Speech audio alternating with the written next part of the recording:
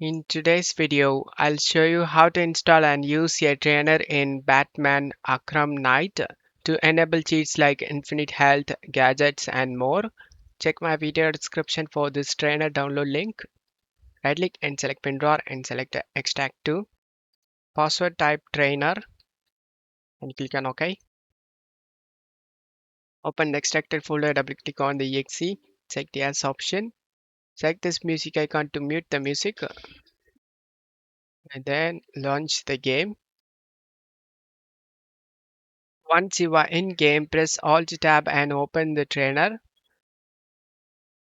Turn on the numlock in the numpad and using the numpad keys you can turn on the cheats.